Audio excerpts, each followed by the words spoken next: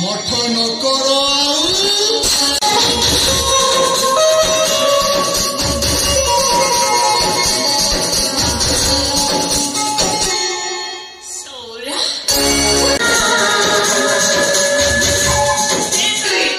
कौन कहलु तू